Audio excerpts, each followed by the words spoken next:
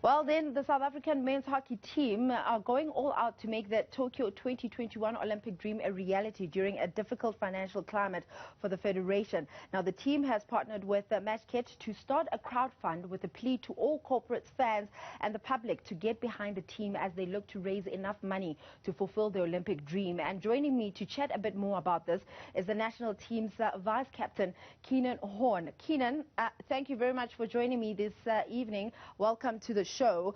I mean, first and foremost, congratulations on the partnership with Matchkit, but one would ask themselves, I mean, starting a crowdfunding for a national team to get to the Tokyo Olympics, are things that bad for the team financially?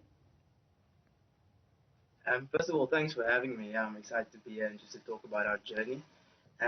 Yeah, as you say, for a national team to have crowdfunding campaign going, it's sort of unheard of in the international sport arena. But, you know, I wouldn't say we're desperate, but we're realistic about where we are as a fed or association and what we need to do it. And yes, it is currently that bad. You know, the costs are not easy to cover, especially when we have guys that are not being paid to play the sport. You know, we work 9-to-5 jobs, so yeah, we full-time employed while also trying to live out our field hockey dream. Please help me understand. I mean, with something like this, has funding always been a problem going to the Tokyo Olympics? Have you guys always been funding yourselves? Yeah, over the last 2 years, we've had to cover a numerous amount of costs out of our own pocket, and namely the two qualifying or Olympic qualifying tournaments. We've had to make significant amount of contributions. So it hasn't been easy on the players, but it's a reality that we face. And I mean, obviously, you guys are under SASCOC. Have you guys tried to get help from SASCOC? What are they saying with regards to this? At the moment, we're obviously chatting with our association, who's been chatting to SASCOC, but they are aware of our challenges we face, and we hope the department is addressing it behind the scenes. I mean, we can't hope for more than that, but they're also doing their best on their side.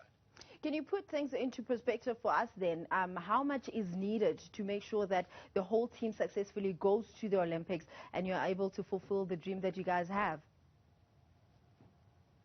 Yeah, look, one can look at the Olympic Games on its own and also to our preparation. You know, it all accumulates to close to 3.5 to 5 million rand for everything, and that includes our prep.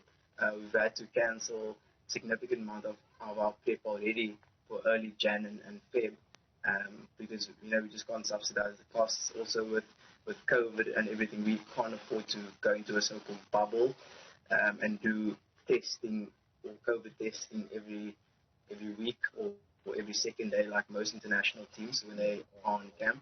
So we've had to sort of, you know, have a sort of adjusted program, which hasn't helped. But we have a lot of things planned in preparation for our tournament for Tokyo, and, you know, without the funds, it's going to be really difficult to fulfill that sort of that our plans for our preparation. Keenan, how does this affect you guys as players then, knowing that at the back of your mind, yes, you have qualified for the Tokyo Olympics, but there's a possibility that you might not make it there because of financial problems? Yeah, it's soul crushing. I don't think there's any other way about it. I mean, you work 4 years, you know, cycle between Olympics is 4 years, and you work 4 years to achieve this dream and a goal. And, you know, last year we had to wait because of the pandemic, and now this year comes, and it's always just some sort of stumbling block. So mentally it is tough, but, you know, we are a committed bunch of hockey players in the country. We have a huge hockey community. And therefore, you know, that's how we're reaching out to not just the hockey community, but beyond that, to any corporate or socials that are interested in supporting us. I mean, South Africa is a proud sporting nation, and you want to see your teams competing at the Games, which is the biggest event in the world. So yeah. I mean, obviously, you're talking about getting to the Olympics, and obviously, it's a dream come true for any athlete to get through to the Olympics. As someone that has already played in the Olympics, how's the experience like, so that people can understand why it's so important for a player like you to get there? Because qualifying is not enough. You actually want to compete against the best of the best at the Olympics.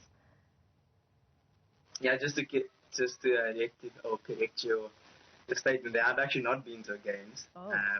We unfortunately didn't go to Rio 2016. Okay. We didn't qualify or meet the criteria for SASCOP. But yeah, going to a first game is equally exciting. The possibility of competing at an event like this. You know, we currently ranked 14th in the world, so we'll be playing all the top 10 nations, and that's what we want to compete against.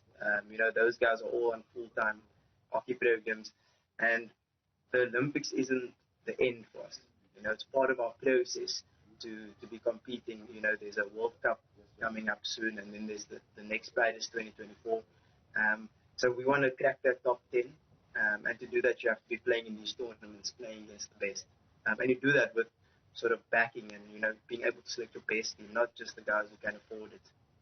Tell us a bit more about your preparations. Have you guys started? How are things going? And what is the coach saying leading up to the Tokyo Olympics?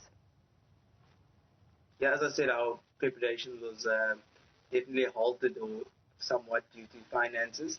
At the stage, we're kept to be training in our regions. So fortunately, we have national trainers and assistant coaches in each region.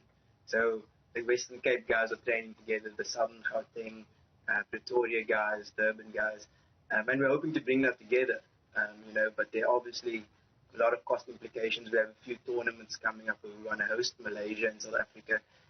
That way we get invited to their tournament that they're hosting in Malaysia later in May. So there's a lot of things that we have in the pipeline. You know, we have connections with countries who want to give us some game time, and also to compete at big tournaments leading up to the Olympics. Of course, that is all cost dependent. Yeah, I can't stress that enough, because that is obviously very important with any international team, is having funding to get to places and play. Then how can the public get involved in terms of contributing some money to help so that you guys can reach that 3.2 million rand? Yeah, so as you mentioned earlier in the cast, that we partnered with Matchkit. They've helped us kickstart our sponsorship drive.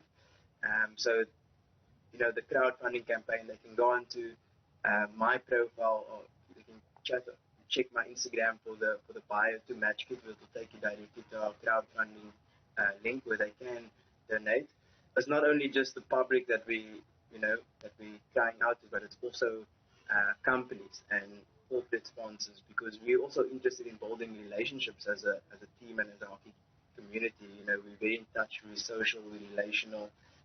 So we also look for, you know, beyond just the Olympic Games, and that's the important thing. Well, Keaton, thank you very much for your time. Wishing you nothing but the best with regards to that crowdfunding, and I'm looking forward to see you guys competing at the Tokyo Olympics. It's Keaton Horn, who is the vice captain of the SA men's hockey team, just letting us in on that crowdfunding, where you, as a part of the public or the corporate sector, can contribute to helping them fulfill their dream of competing at the Olympics.